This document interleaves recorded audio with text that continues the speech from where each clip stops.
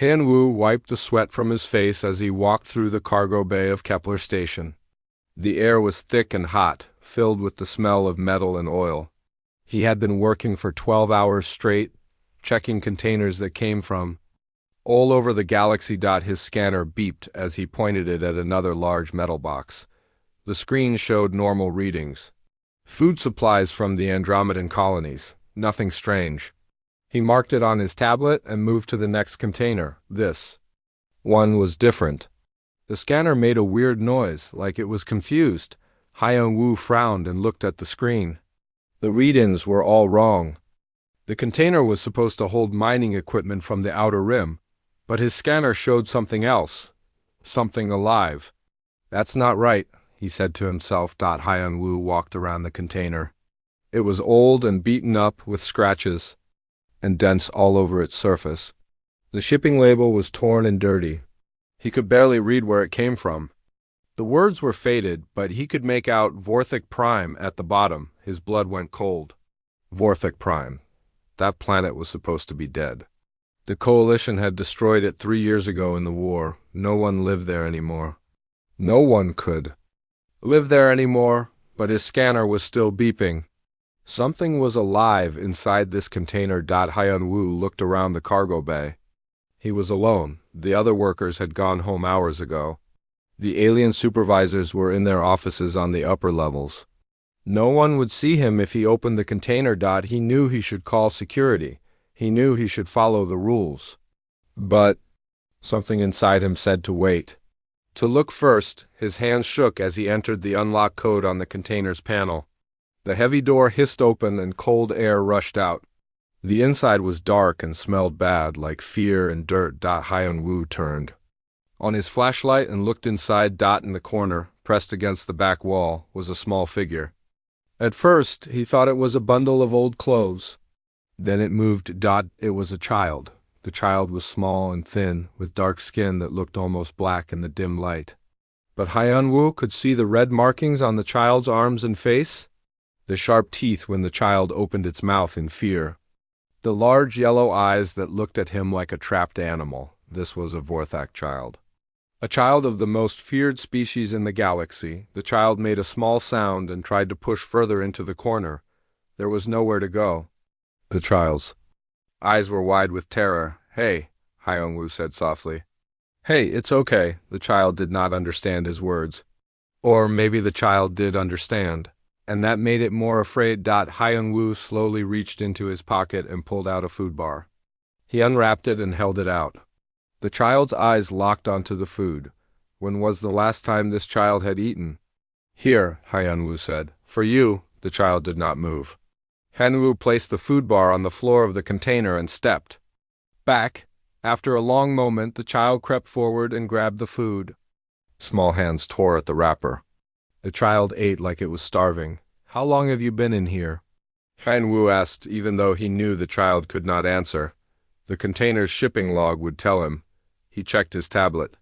The container had been traveling for 6 weeks. 6 weeks in this cold, dark box.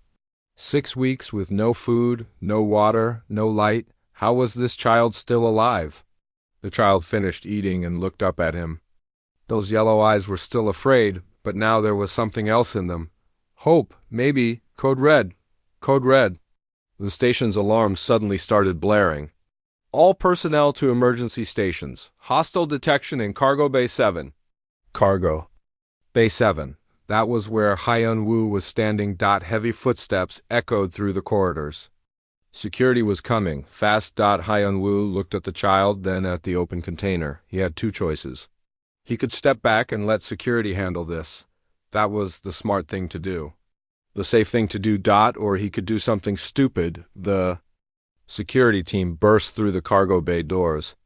They were led by Commander Veltar, a tall gray alien with 4 arms and no patience for humans. His red eyes scanned the area until they found Han-Wu. "Inspector Park," Veltar said. His voice was like grinding metal. "Step away from the container." "Commander?" Han-Wu said. "I was just checking the cargo when we detected a Vorthik biosignature," Veltar interrupted.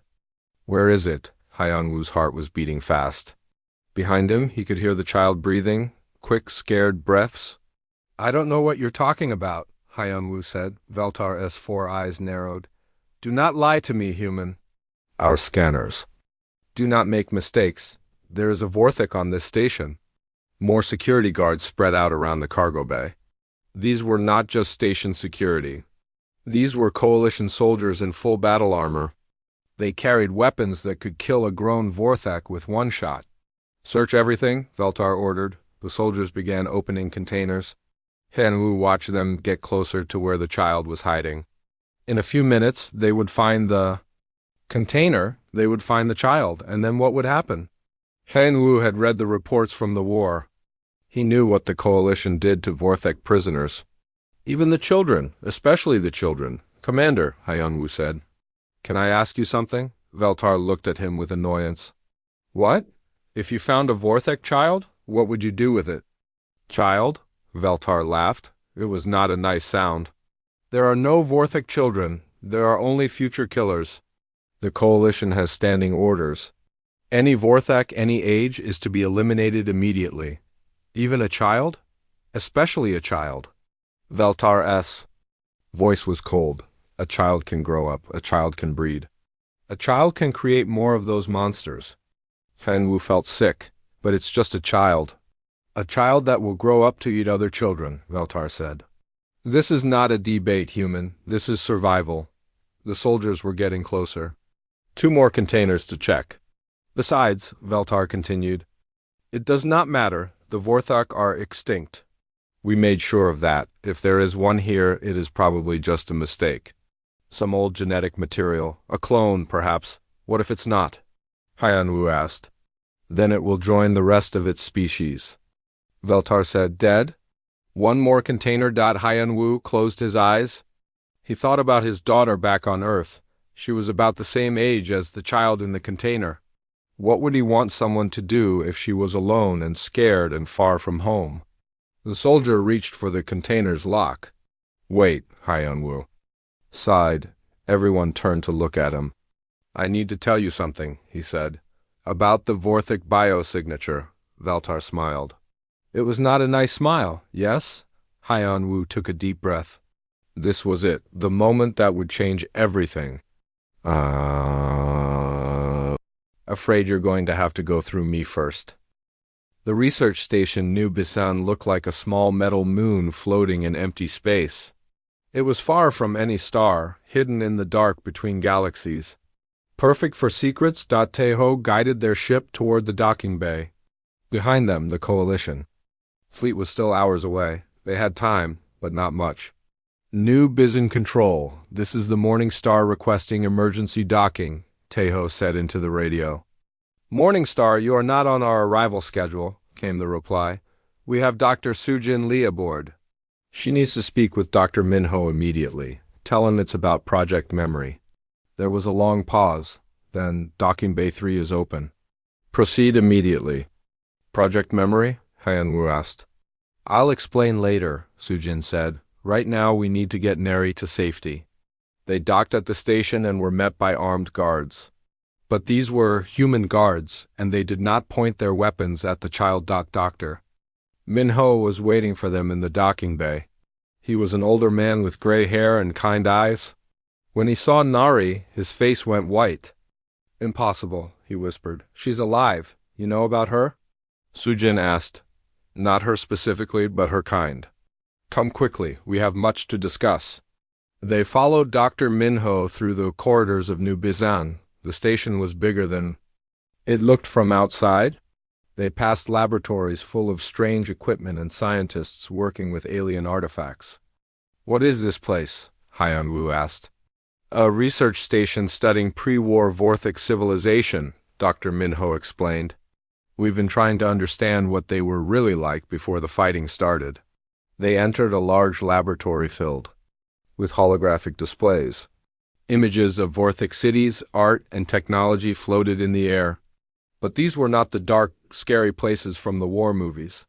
These cities were beautiful, with gardens and flowing water.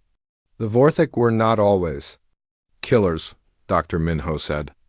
In fact, most of them never were. He activated a large hologram showing a DNA strand. This is the genetic code of a warrior Vorthak, the ones we fought in the war. He activated another hologram. This is the genetic code of an original Vorthak. Notice the differences? Sujin studied the displays. The warrior caste has been genetically modified. Their aggression has been increased artificially. Exactly, Dr. Minho said. Someone changed them, made them into weapons. Who? Taeho asked. Dr. Minho pressed a button. A new image appeared. It showed strange symbols carved into ancient stone.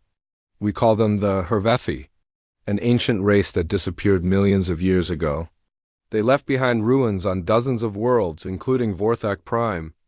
What do they have to do with anything? Hyun-woo asked. The Hervethi were genetic engineers. They created servant races to fight their wars. When they disappeared, their laboratory equipment was left behind. Dr. Minho changed the display again. We believe that some Vorthak found this equipment about 1,000 years ago. They used it to create a warrior caste to protect their people from outside threats. But it went wrong, Sujin said. Very wrong. The warriors became too aggressive. They began to see their own peaceful kin as weak, as enemies. So they started a civil war, Taeho said. Yes, the warriors hunted the peaceful Vorthak across their entire civilization. By the time they turned their attention to the galaxy, there were almost no original Vorthak left. Hyun-woo looked at Nari, who was sitting quietly nearby. She was listening to everything, even though she probably could not understand the words. So when we fought the Vorthak, he said, we were really fighting artificial killers. And the real Vorthak were already nearly extinct, Dr. Minho said. Victims of their own people's mistake. How do you know all this? Sujin asked. Dr. Minho smiled sadly. Because we found one before. He led them to another room. Inside was a stasis pod like the ones used to preserve people during long space journeys, but this one was empty. His name was Kethver, Dr. Minho said.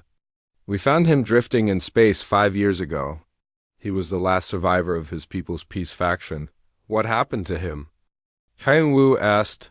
He lived here for 2 years. He taught us about his culture, his history. He helped us understand that the war was a tragedy for everyone. Where is he now? Dead, natural causes. But before he died, he told us something important. Dr. Minho activated another display. This one showed a star map with several systems marked in red. He said there might be others. Small groups of peaceful Vorthak hiding throughout the galaxy, too afraid to reveal themselves because of what their warrior kin had done. Like Nari. Sujin said. Double quotes, yes, but she's more than just a survivor. Dr. Minho walked over to Nari and knelt down beside her. He spoke to her in her own language. Nari's eyes went wide with surprise and joy. She responded quickly, her voice excited. You speak? Vorthak? Hyun-woo asked. Kethver taught me. Nari is telling me about her family. They were caretakers of the old temples, keepers of the original genetic codes. What does that mean? Taeho asked. Dr. Minho stood up. It means she carries the genetic templates to reverse what was done to the warrior caste. Her DNA contains the original Vorthak genome, uncorrupted by the Hervethi modifications. She could cure them? Sujin asked. Theoretically, yes. If any of the warriors are still alive and willing to be changed. But they're all dead, Hyun-woo said. The coalition destroyed them all. Dr. Minho was quiet for a moment. Then he said, perhaps not all. He activated a communication console. There's something else you need to know. Something we discovered just before you arrived. The screen showed a series of radio signals. They looked like random noise, but Dr. Minho adjusted the frequency. Suddenly, voices emerged from the static. They were speaking in the Vorthak language. We've been detecting these signals for the past year, Dr. Minho said. They're coming from the outer rim, beyond coalition space. Survivors, Sujin breathed. Yes, but we don't know if they're warriors or peaceful ones. We've been afraid to make contact. Nari had been listening to the voices on the radio. She stood up and walked to the console. She spoke in her own language, her voice clear and strong. The radio fell silent. Then, slowly, new voices began to respond. They sounded cautious but hopeful. What is she saying? Han-Wu asked. Dr. Minho listened carefully. She's telling them about the humans who saved her. She's saying that the galaxy is not all enemies. That there is hope for peace? More voices joined the conversation. Some sounded like nary, musical, and gentle. Others were deeper, rougher. But none of them sounded like the angry warriors from the war. Families, Dr. Minho said. These are families in hiding. How many? Teho asked. Dr. Minho worked at the console, tracking the signal sources.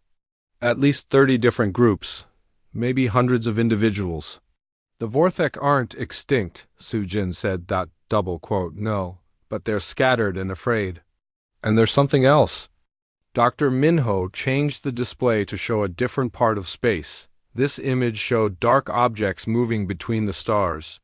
The coalition has been so focused on hunting the last Vorthek that they've ignored a real threat. Our deep space sensors have detected ships approaching from beyond the galaxy. What kind of ships? Teho asked. Unknown design, massive, and they're coming this way. How long? Sujin asked. 6 months. Maybe less. What do they want? We don't know. But Kethavra told us stories. Old legends about the time before the Hervethi disappeared. He said they were running from something that devoured entire civilizations. Hyun-Woo felt cold. You think these ships are what the Hervethi were running from? It's possible. And if that's true, then the galaxy will need every ally it can get, including the Vorthek. But the coalition will never accept them, Teho said. They will if they have no choice, Dr. Minho said. The question is whether we can bring the Vorthek survivors together before it's too late. Nari finished her conversation with the hidden survivors. She turned to the humans and spoke in broken galactic standard. Double quote, they want to come home, she said, but scared. Need need proof that's safe. Proof of what? Hyun-Woo asked. Nari pointed to herself, then to the humans. Proof that not all people are enemies. Proof that some people care about children, not just war. The communication console beeped. A new signal was coming in. This one was much closer. Coalition fleet entering the system, came a voiceover. The radio. All vessels prepared to be boarded. We are here for the terrorist humans and their stolen genetic material. They found us, Teho said. It doesn't matter, Dr. Minho said. What matters is what happens next. He looked at Nari then, at the 3 humans who had risked everything to save her. Are you ready to change the galaxy? He asked. Hyun-Woo looked at his friends. Sujin nodded. Teho checked his weapon. We're ready, Hyun-Woo said, but as he said it, he wondered if anyone could ever really be ready for what was coming outside. The station, the coalition fleet, was taking position. On the radio, Vorthek survivors waited for news. And somewhere in the dark between galaxies, unknown ships moved closer to everything they had ever known. The real test was about to begin. The coalition fleet surrounded New Bizan like hungry wolves around a campfire. 12 massive warships hung in space, their weapons pointed at the small research station. Admiral Kexi's voice echoed through the station's speakers. This is your final warning. Surrender the genetic specimen and the human terrorists, or we will take them by force. In the station's command center, Hyun-Woo held Nari close. The child was not afraid anymore. She seemed to understand that this moment would decide everything. How long before they attack? Dr. Minho asked. 10 minutes, said Dae Hyun, the station's chief engineer. Maybe less. Can our shields hold? Asked G1, who had arrived on the transport ship New Seoul. Against 12 warships? No chance, Dae Hyun said. Teho checked his weapon for the 3rd time. Then we fight them off the old-fashioned way. With what? Sujin asked. We have 20 security guards and some scientists. They have a fleet. We have something they don't, Hyun-Woo said. He looked at Nari. We have the truth. Dr. Minho activated the station's communication system. Open a channel to all ships in the area. Not just the Coalition fleet. The screen showed dozens of ships scattered around the system. Some were bounty hunters who had followed them. Others were civilian vessels that had come after hearing Sujin's broadcast. A few were even small military ships whose captains had questions about their orders. "This is Dr. Minho of New Bisan Research Station," he said into the microphone. "I want to show you all something before the shooting starts." He nodded to Nari. The child walked to the communication console and placed her hands on it. She began to sing, but this time her song was different. It was not just beautiful. It was full of memories. The station's holographic projectors activated. Images filled the air around them. They showed Vorthok cities before the war. Peaceful places with gardens and schools and families. The images changed. They showed the civil war between the warrior caste and the peaceful Vorthok. They showed children running from their own people. They showed families dying because they refused to become killers. "This is what really happened," Dr. Minho said. "The Vorthok we fought were not the real Vorthok. They were artificial warriors who destroyed their own people first." More images appeared. These showed the hidden Vorthok families who had been hiding throughout the galaxy. Mothers and fathers and children, all afraid to show themselves because the galaxy wanted them dead. "The child you want to kill," Dr. Minho continued, "is the last hope for her entire species. She carries the genetic codes to heal what was broken, to turn warriors back into the peaceful people they once were." On the Coalition command ship, Admiral Kexhai watched the broadcast with growing anger. "Turn off that signal," he ordered. "Sir? It's being broadcast on all frequencies. The entire galaxy is watching," his communications officer replied. "I don't care." "Prepare to fire." But before the Admiral could give the order, something unexpected happened. One of his own ships broke. "Formation. Coalition vessel Bright Star to all ships," came a voice over the radio. "We will not fire on children. We stand with the humans." Mutiny, Admiral Kexhai shouted. "Captain Park, return to formation immediately." "Negative, Admiral. We've seen enough truth for one day." Another ship joined the Bright Star, then another. Within minutes, 4 Coalition ships had turned their weapons away from the station, but 8 ships remained loyal to the Admiral. More than enough to destroy New Bizen. "All loyal vessels, prepare to fire," Admiral Kexhai ordered. That was when the singing stopped. Nari had finished her song, but now she was doing something else. Something that made the station's computers go crazy with activity. "What's happening?" Tejo asked. Dr. Minho stared at his screens. "She's activating something. Something in the station itself." "What do you mean?" "New Bizen isn't just a research station," Dr. Minho said. "It's built around a Vorthok relic. A defensive system from their homeworld." The station began to change. Metal plates slid aside to reveal organic-looking surfaces underneath. Lights pulsed in patterns that looked like heartbeats. The entire structure seemed to come alive. "Impossible," Sujin breathed. "The station is Vorthok technology?" "Hybrid technology," Dr. Minho corrected. "Human engineering combined with Vorthok biosystems. We've been studying it for years, but we could never activate it." "Until now," Hyun Woo said. Nari was still connected to the communication system. But now her voice was joined by others.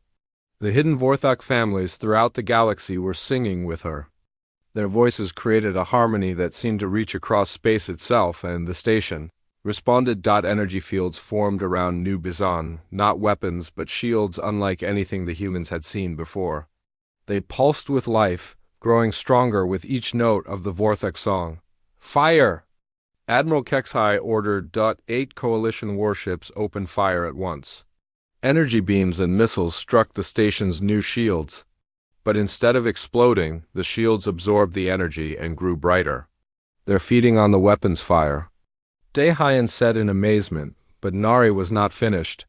Her song changed again, becoming deeper and more complex. The station's biosystems responded by sending out a new type of signal. This signal was not for humans or Coalition ships. It was for something else entirely. Space began to shimmer around the station. Shapes appeared in the darkness. Ships, but not like any ships the humans had seen before. They were organic, grown rather than built, beautiful and terrible at the same time. Vorthak ships, Teho whispered. No, Dr. Minho said, reading his instruments. These are different. These are old.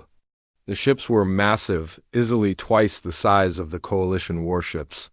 But they moved like living things, flowing through space instead of flying, a new voice came over the radio. It spoke in the Vorthak language, but the station's computers translated it. We are the keepers, the voice said. We have slept for 1,000 years, waiting for the song of unity. The child has awakened us. Who are the keepers? Sujin asked. Dr. Minho was already searching through his research files.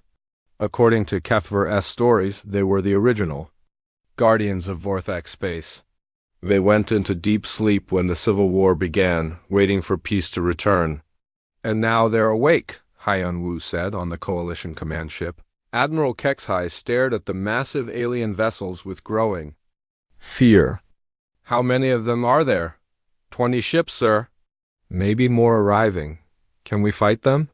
His weapons officer checked his instruments. Sir, our weapons can't even scratch their hulls. They're made of some kind of living metal. The keeper ships took position around the station, but they did not attack. Instead, their leader spoke again. People of the galaxy, the translated voice said. We have watched from our long sleep as our children destroyed themselves and made war upon you. This was not our way. This was not what we taught them. The voice paused, then continued. But now we see hope. We see humans who saved our last child when all others turned away. We see the possibility of healing what was broken. Admiral Kexhai's face was red with anger. I don't care about ancient aliens or sick children. I have my orders. He activated his ship's main weapons. The massive cannon charged up, preparing to fire directly at New Bizan, but before he could pull the trigger, Neri did something that surprised everyone. She spoke directly to the Admiral, her voice carried by the station's communication system. Please, she said in perfect galactic standard, no more killing. No more war. I'm just a child. I only want to go home. Her words were simple, but they carried across all the radio frequencies. Every ship in the system heard them. Every person in the galaxy who was listening heard them, the voice of a child asking for peace. Admiral Kexhai hesitated. His finger hovered over the firing button. In that moment of hesitation, more ships arrived. But these were not warships. They were civilian vessels from across the galaxy. Merchant ships, passenger liners, even small private craft. This is Captain Chun of the merchant vessel Lucky Star, came a voice over the radio. We're here to protect the child.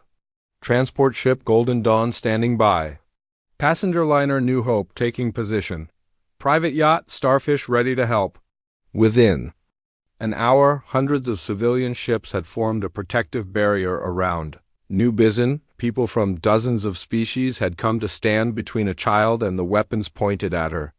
Sir, Admiral Kexhai's communications officer said quietly, the entire galaxy is watching. If we fire now... The Admiral looked at his screens.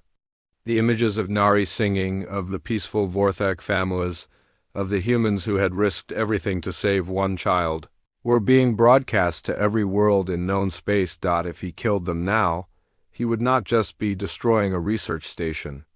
He would be destroying the hope for peace that had been born from their courage. Stand down, he said finally. Sir, stand down. All ships, cease fire. The coalition fleet powered down their weapons. The crisis was over, but the real change was just beginning. Nari's song had done more than activate ancient defenses. It had awakened something in the hearts of people across the galaxy. The understanding that even enemies could become friends. That even the most feared could be innocent. And that sometimes the bravest thing you could do was refuse to pull the trigger. 1 year later, Kepler Station looked very different. Where once there had been separate sections for different species.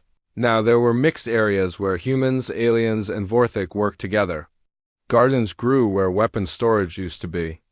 Schools stood where military barracks once were. Hyun-woo walked through the main plaza. watching children of different species play together.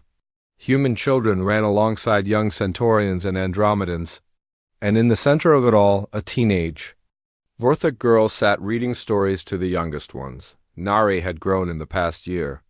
She was taller now, and her voice had become stronger, but her eyes still held the same kindness that had changed everything. "Uncle Hyanwu," she called when she saw him. She had started calling him that after learning human family terms. "Come listen to the story." Hyanwu smiled and walked over. Nari was reading from a book written in both human and Vorthok languages. The children were listening with wide eyes as she told them about the old days when her people had lived in peace among the stars. And then, Nari said, the humans came. Not with weapons, but with open hearts.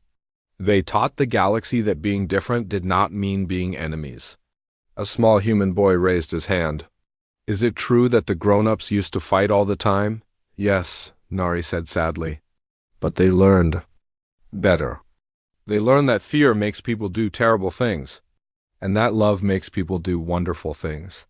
After story time, Nari walked with Hyanwu to the station's new diplomatic center. This was where representatives from all the species met to solve problems with words instead of weapons. "How are the latest arrivals settling in?" Hyanwu asked. "Very well," Nari said. 3 more families came out of hiding this week. We now have over 200 Vorthok living openly in the galaxy. It had been like this all year. Ever since the stand at New Bizon, Vorthok families had been emerging from the shadows. Some had been hiding for decades, afraid to reveal themselves. Others had been living as refugees on distant worlds, pretending to be other species. Now they were coming home. Not to their old planets, which were still damaged from the war, but to new homes among the species who had once feared them. "Any news from the deep space monitors?" Hyanwu asked. Nari's expression became serious. "Yes, the unknown ships will arrive in 4 months. The threat from beyond the galaxy had not gone away. If anything, it had become more urgent. The ships were massive, bigger than anything anyone had ever seen, and they were coming straight for populated space. But now the galaxy was ready. They entered the diplomatic center, where Dr. Sujin was giving a presentation to a mixed group of humans, aliens, and Vorthok. "The genetic healing process is working better than we hoped," Sujin was saying. "We've successfully reversed the Hervethi modifications in 12 former warriors." On the screen behind her was an image of a large Vorthok male. He looked scary at first glance, with sharp teeth and claws, but his eyes were gentle, like Nari's. "Kethmor was a warrior for 30 years, Sujin continued. "He killed hundreds of beings during the war, but now he spends his days teaching children and growing flowers." "How is this possible?" asked Dr. Saltara, the Andromedan representative. "The modifications were not permanent," Sujin explained. "They were genetic switches that could be turned off. Nari's DNA contains the original codes. When combined with willing subjects, we can restore their true nature." "Willing subjects?" asked Commander Veltar. The gray alien had changed his attitude completely after the events at New Bizon. "You mean some warriors don't want to be healed?" "Some are too afraid," Nari said softly. "They have lived as killers for so long they don't believe they can be anything else, but we keep trying." Teho entered the room carrying a datapad. "Report from the Outer Rim," he said. "Captain G1's expedition found another group of survivors. 23 individuals, including 8 children." "Any warriors among them?" Hyanwu asked. 2, but they're asking for the healing treatment. They're tired of being angry all the time." This was the pattern now. As word spread that healing was possible, more and more former warriors were coming forward. They had spent their lives fighting because they could not control their anger. Now they had a choice. "What about the defense preparations?" asked Dr. Minho, who had joined them from New BUSAN. Teho activated a holographic display showing the galaxy. Green dots marked allied worlds. Blue dots showed the locations of the new combined fleets. "Every major species has contributed ships and crews," Teho said. "Humans, Centaurians, Andromedans, Keplerians, and now the Vorthok. We have the largest peacekeeping force in galactic history. Peacekeeping force, Veltar said with a laugh. A year ago, I would have called that impossible. A year ago, a lot of things seemed impossible. Haiyan said. The meeting continued for another hour, covering trade agreements, cultural exchange programs, and joint research projects. Things that would have been fantasy before Nari's song. Changed everything. After the meeting, Haiyan and Nari walked to the observation deck. Through the large windows, they could see ships from dozens of species coming and going. The sight would have been unimaginable during the war. Do you think we can win? Nari asked. When the unknown ships arrive? Haiyan considered the question. I don't know, he said honestly. But I know we have something we didn't have before. What? Unity. A year ago, every species in the galaxy was suspicious of the others. Now we stand together, Nari nodded. The keepers told me something yesterday. They said the unknown ships might not be enemies. What do you mean? They think the ships might be refugees. Like my people were running from something even worse. This was a new idea. Everyone had assumed the approaching ships were invaders. But what if they were survivors of some cosmic disaster? What do the keepers think we should do? Haiyan asked. The same thing you did for me, Nari said. Try to understand first. Shoot second. A soft chime indicated an incoming message. Haiyan activated his communicator. This is Admiral Park, came a familiar voice. It was the captain who had refused to fire on New Bizen. She had been promoted after Admiral Kexhai retired. We're getting signals from the approaching ships. What kind of signals? Haiyan asked. Music. They're broadcasting music. Haiyan and Nari looked at each other. Music, not weapons. Songs, not threats. Just like you did, Haiyan said to Nari. Maybe they learned the same lesson we did, Nari said. That music reaches hearts better than missiles. They rushed to the communication center where a crowd had already gathered. The speakers were playing the alien signals. The music was strange, but beautiful, sad and hopeful at the same time. Can we respond? Nari asked. The equipment is ready, said Su Young, who now served as head of interspecies communications. Nari stepped up to the microphone. She began to sing, not in any particular language, but in the universal language of welcome. Of friendship offered.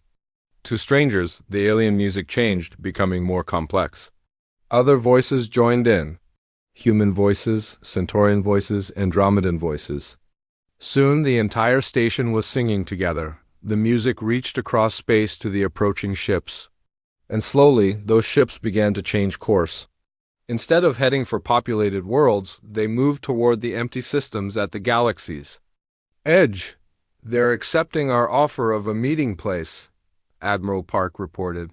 How long until they arrive? Haiyan asked. 2 weeks. Then we'd better prepare for the biggest diplomatic mission in galactic history, Dr. Minho said as the crowd dispersed to begin preparations. Haiyan remained on the observation deck with Nari. They watched the stars together, thinking about how much had changed. Are you happy? Haiyan asked. Nari smiled. Yes, for the first time in my life, I'm not afraid. My people are healing. The galaxy is learning. And soon we might make new friends among the stars. Any regrets? Only one. Nari said, I wish my parents could see this. They died believing their people were doomed to be monsters forever. But they were wrong. We were never monsters. We were just hurt. They would be proud of you, Haiyan said. You've done what they dreamed of. You've brought peace. We brought peace, Nari corrected. Humans showed the galaxy that sometimes the bravest thing you can do is help someone everyone else fears. That lesson changed everything. A year ago, Haiyan had been a simple cargo inspector who found a frightened child in a shipping container. Now he was an ambassador to the new Vorthic Collective, helping to prepare for first contact with an unknown species. It all started because he had chosen to see a person instead of a monster, to offer help instead of turning away. What do you think the new aliens will be like? Nari asked. I don't know, Haiyan said. But whatever they are, we'll meet them the same way we met you, with open minds and open hearts. The human way, Nari said with a smile. The galactic way now, Hyung-woo corrected. Outside the window, the stars shone with the promise of new tomorrows. The galaxy that had once been divided by fear was now united by hope. And at the center of it all was the simple truth that had started everything. Sometimes, the smallest act of kindness can change the universe. All it takes is someone brave enough to try. Han-woo's hands were shaking as he carried the sleeping child through the dark corridors of Kepler Station. The child was wrapped in his work jacket, small body pressed against his chest. Every step felt dangerous. Every sound made him jump. He had managed to get the child away from the cargo bay, but just barely. When he told Commander Veltar that he would protect the child, the alien had laughed. Then Hyun-woo had done something that surprised everyone, including himself. He had lied. The biosignature is coming from contaminated cargo, he had said. Old Vorthak blood on some mining equipment. The scanners are picking up dead genetic material. Veltar had not believed him at first, but Hyun-woo had shown him fake readings on his tablet. He had changed the scanner data while no one was looking. It was a simple trick, but it worked. The soldiers had searched the container and found nothing. The child had been hiding in a secret compartment that Hyun-woo had not seen before. Smart kid. Now he was taking the child to the only place on the station where they might be safe? The human quarters. The human section of Kepler Station was small compared to the alien districts. Only about 200 humans lived here, mostly workers and researchers. But it was home. Hyun-woo stopped at a door marked Dr. Sujin Lee is Xenobiology. Lab? He pressed the door chime and waited. Who is it? Came a voice from inside. It's me, Hyun-woo. I need help. The door opened. Dr. Sujin stood there in her lab coat looking tired. She had been working late again. Her dark hair was messy and her glasses were crooked. Hyun-woo? What are you doing here so late, and what's that you're carrying? Can I come in? Please? Sujin looked around the corridor, then stepped aside. Come in, but make it quick. I have samples too. She stopped talking when she saw the child's face. Oh my God, she whispered. Is that a Vorthak? Her name is Nari, Hyun-woo said. He did not know the child's real name, but Nari seemed right. It meant lily in Korean. Something beautiful in an ugly world. Hyun-woo, what have you done? I found her in a cargo container. She's been traveling for 6 weeks with no food or water. She's just a child, Sujin. Sujin stared at the sleeping child. Do you know what will happen if they find her here? What will happen to all of us? I know. But I couldn't let them kill her. Sujin was quiet for a long moment. Then she sighed. Put her on the examination table, carefully. Hyun-woo placed Nari on the soft table. The child stirred but did not wake up. Sujin turned on a gentle light and began to examine her. She's malnourished. Sujin said, dehydrated. But alive, how is she alive? Vorthak need a specific diet. They can't survive on just anything. I don't know. But she's here. Sujin took out a small scanner and ran it over Nari's body. The device beeped softly as it collected data. Sujin frowned as she read the results. This is strange, she said. What? Her. Genetic markers. They're not like the Vorthak we fought in the war. Before Hyun-woo could ask what she meant, the door chimed again. Both humans froze. Dr. Lee? Came a voice from outside. It's Taeho, I need to talk to you. Sujin and Hyun-woo looked at each other. Taeho was the head of human security on the station. If he was here, someone had told him about the child. Come in, Sujin said. Taeho entered the lab. He was a big man with scars on his hands from his time in the military. His face was serious but not angry. I heard there was some excitement. In the cargo bay tonight, he said. Veltar is asking questions about missing biosignatures. Taeho, I can explain, Hyun-woo started. No need, Taeho said. He looked at the child on the table. I know what you did. The question is, what are we going to do about it? We? Sujin asked. The security cameras in the corridor outside. The cargo bay caught you carrying something, Taeho said. I deleted the footage, but others might have seen it too. Hyun-woo felt his heart sink. You're going to turn us in. No, Taeho said. I'm going to help you. Both Sujin and Hyeon-woo stared at him. Why? Sujin asked. Taeho walked over to the examination table. He looked down at Nari's sleeping face. Because I've seen a Vorthak child before. What? Hyeon-woo said. During the war, my unit was sent to destroy a Vorthak settlement on the moon of Kepler 442. When we got there, we found families. Mothers, fathers, children. They weren't soldiers, they were refugees. Taeho's voice was quiet. They had their hands up. They were trying to surrender, but our orders were clear.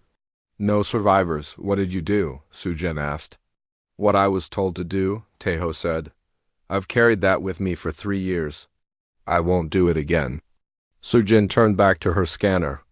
These genetic readings, she said. I think I understand now. This child isn't from the warrior caste that we fought. She's from a different group. What do you mean? Hyeon-woo asked. The Vorthak weren't all the same, Sujin explained. Most, species have different subspecies, different cultures. What if the ones we fought were just one part of their civilization? She pulled up a holographic display showing Nari's genetic code. Look at this. Her DNA shows markers for reduced aggression, enhanced empathy, and dietary flexibility. She's from a peaceful subspecies. Peaceful Vorthak? Taeho said. That's impossible. Is it? We assumed all Vorthak were killers because that's what we fought. But what if there were others? What if there were Vorthak who didn't want to fight? Hyeon-woo thought about this. The warrior Vorthak could have been hunting the peaceful ones too. Exactly, Sujin said. What if this child is a refugee? From her own species? Nari began to stir on the table. Her yellow eyes opened slowly. When she saw the 3 humans looking at her, she tried to sit up quickly, but she was too weak. Easy, Sujin said gently. You're safe. Nari looked around the room with fear. She said something in her own language. The words were soft and musical, not the harsh sounds they had heard from warrior Vorthak. I don't understand, Hyeon-woo said. Nari pointed to herself and said something else. Then she pointed to the humans and made a questioning sound. I think she's asking our names, Sujin said. Hyeon-woo pointed to himself. Hyeon-woo, double quotes, he pointed to Sujin, then to Taeho. Taeho, Nari nodded slowly. She pointed to herself and made a sound that was like Nari, but different, more complex. Close enough, Hyeon-woo said with a small smile. Sujin prepared a nutrient solution for Nari to drink. The child was hesitant at first, but her hunger won. She drank the liquid quickly. We need to decide what to do, Taeho said. Veltar is suspicious. He's going to keep looking. We can't keep her here, Sujin said. If they find her, they'll kill all of us. Then we take her somewhere else, Hyeon-woo said. Where? Every station in Coalition space has orders to kill Vorthak on sight. Then we go outside Coalition space. That's impossible. We can't just leave? We have jobs, families. She has nothing, Hyeon-woo interrupted. No family, no home, no one to protect her but us. Taeho was quiet for a moment. Then he said, I know a place. It's risky, but it might work. Where? There's a human research station on the edge of the galaxy. New Bizin, they study alien biology there, away from Coalition oversight. That's weeks of travel, Sujin said. I have a ship, Taeho said, a small cargo vessel. We could make it look like a routine supply run. We? Sujin asked. All of us. I'm not leaving you to face this alone. Hyeon-woo looked at his friends. These people were willing to risk everything for a child they had just met. A child from a species that the entire galaxy feared. Why are you doing this? He asked as Sujin adjusted her glasses. Because she's a child, and children deserve a chance, Taeho nodded. Because someone has to do the right thing. Nari had been listening to their conversation. She could not understand their words, but she seemed to understand their tone. She looked at each of them with those large yellow eyes. Then she did something that surprised them all. She smiled. It was a small smile, but it was real. For the first time since they had found her, Nari looked like what she was. A child. Okay, Hyeon-woo said. Let's get her out of here. Outside the lab, alarms began to sound again. Veltares' voice echoed through the station speakers. All personnel report to your stations. We are conducting a full search of the station. No one is to leave their quarters without authorization. The 3 humans looked at each other. They were out of time. Now or never, Tejo said. They gathered supplies quickly. Sujin packed medical equipment and food. Tejo gathered weapons and tools. Hanwoo wrapped Nari in a blanket and picked her up. Ready? Tejo asked. Ready? Hyanwoo said. They opened the door and stepped into the corridor. The journey to save Nari had begun. The ship shook as it jumped into hyperspace. Hanwoo held Nari close to his chest, feeling her small body tremble with fear. The sound of the jump drive was loud and scary. Nari had never been on a ship before. It's okay, he whispered to her. We're safe now, but they were not safe.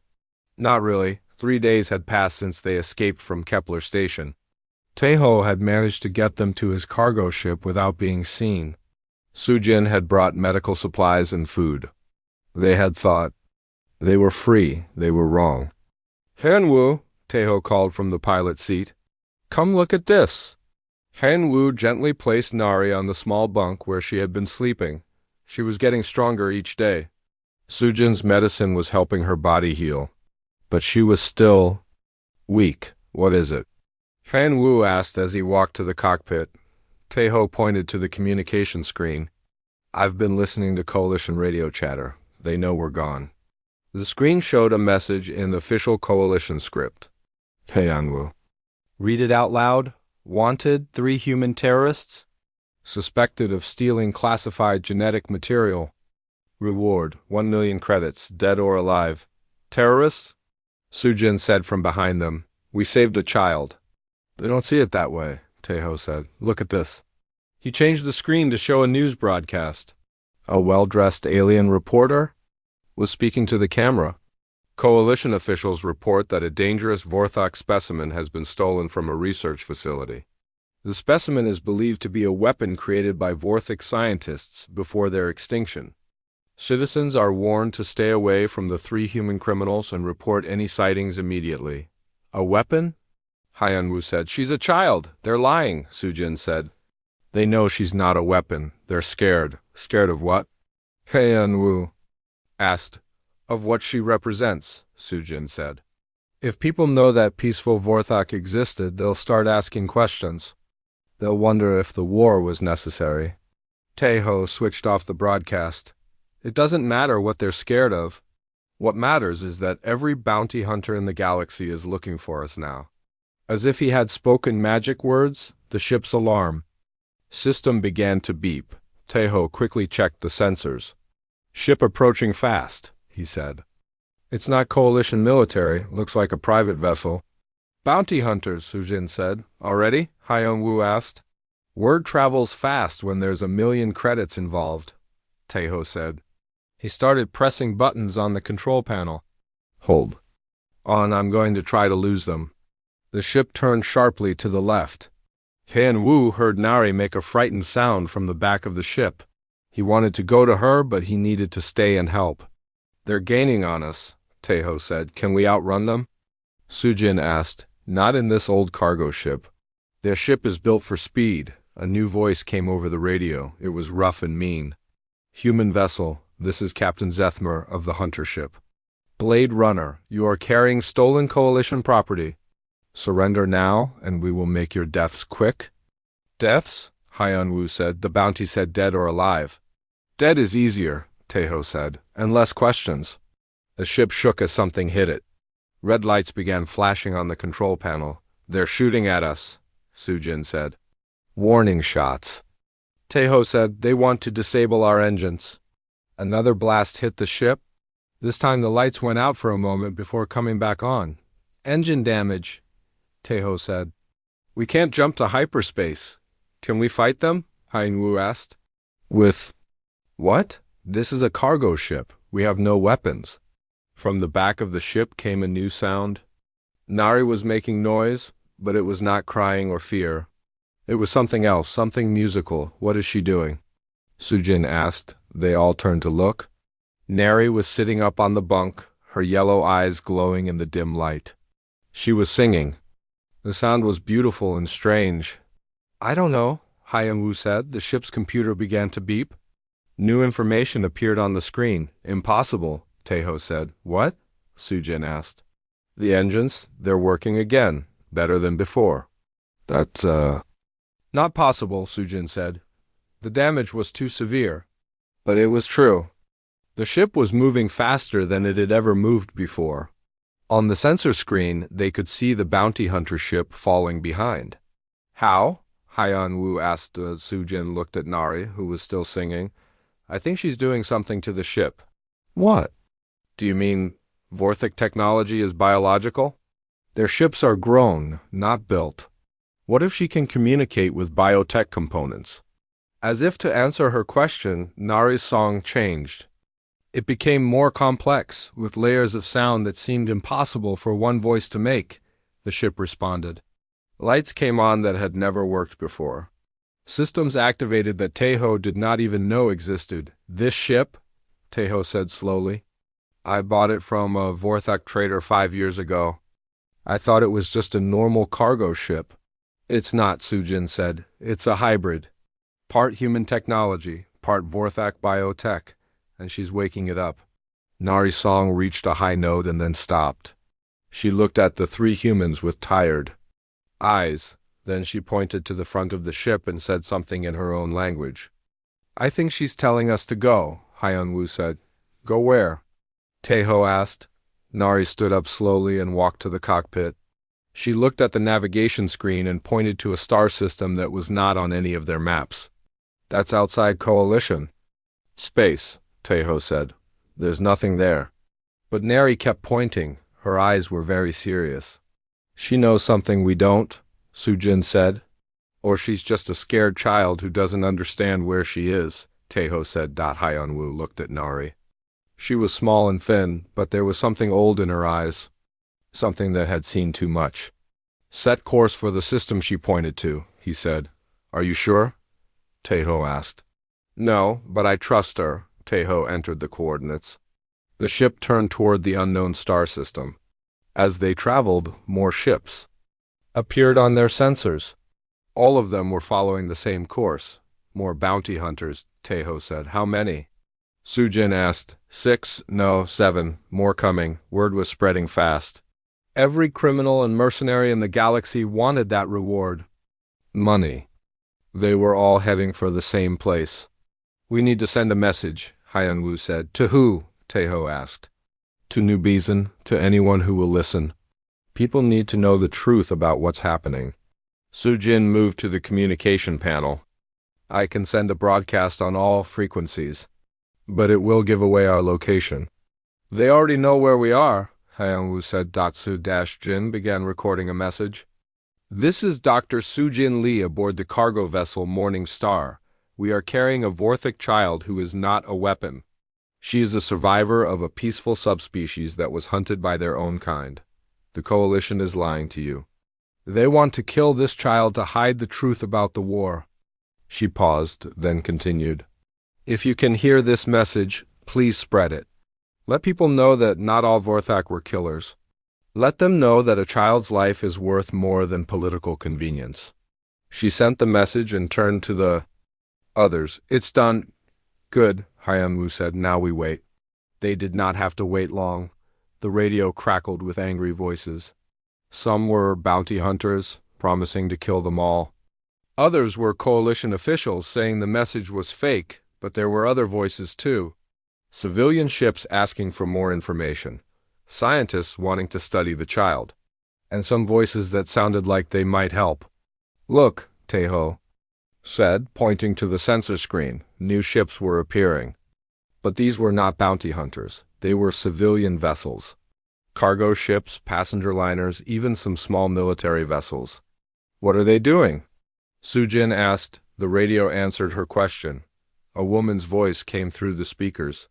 "This is Captain G1 Kim of the transport ship New Seoul. We heard your message. We're here to help." More voices joined in.